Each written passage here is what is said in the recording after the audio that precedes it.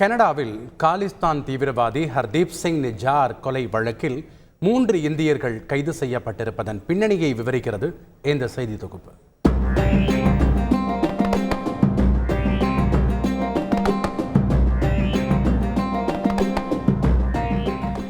இந்திய இறையாண்மைக்கு எதிராக கனடாவில் காலிஸ்தான் ஆதரவு முழக்கங்கள் அதிகரித்து வருகிறது.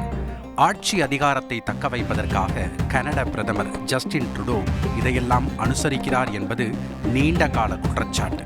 2023இல் கனடாவில் இந்திய தூதரகங்கள், கோயில்கள் தாக்கப்பட்ட சம்பவம் அதிர்வை ஏற்படுத்தியது.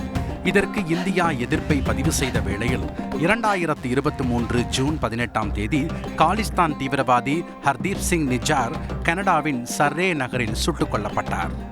இந்திய தூதரகங்களை காலிஸ்தான் ஆதரவாளர்கள் தாக்கத் தொடங்க ஹர்தீப் சிங் நிஜார் கொலையில் தங்கள் மண்ணில் இந்தியா சீக்ரெட் ஆபரேஷன் நடத்தியிருக்கிறது என கொதித்தது கனடா. இரு நாடுகள் இடையிலான உறவில் விரிசல் ஏற்பட்டது. விவகாரத்தை அமெரிக்கா, பிரிட்டன், ஆஸ்திரேலியா, நியூசிலாந்து அடங்கிய 5 கண்கள் நாடுகள் அமைப்பிடம் கொண்டு சென்ற கனடா விசாரணையை தொடங்கியது. விசாரணையில் 3 இந்தியர்களை கனடா போலீஸ் கைது செய்துள்ளது. கமல்பிரீத் சிங், கரன்பிரீத் சிங் மற்றும் கரண் பிரார் என 3 இந்தியர்களை கைது செய்திருப்பதாகவும் அவர்கள் மீது கொலை மற்றும் சதித்திட்ட வழக்குகளை பதிவு செய்திருப்பதாக சுரே நீதிமன்றத்தில் கனடா போலீஸ் தெரிவித்துள்ளது.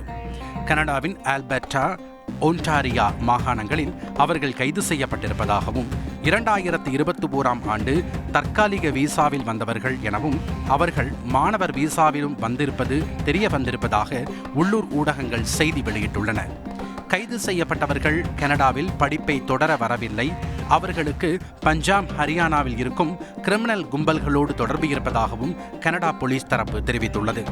கைது செய்யப்பட்டவர்களுக்கு இந்திய உளவுத்துறை தான் உத்தரவுகளை பிறப்பித்திருப்பதாக கனடா போலீஸ் சந்தேகிப்பதாக உள்ளூர் ஊடகங்கள் தகவல் வெளியிட்டுள்ளன. சமீபத்தில் ஜஸ்டின் ட்ரூடோ பேசிய போது நிஜார் கொலையை எளிதாக விட முடியாது என கூறியிருந்தார்.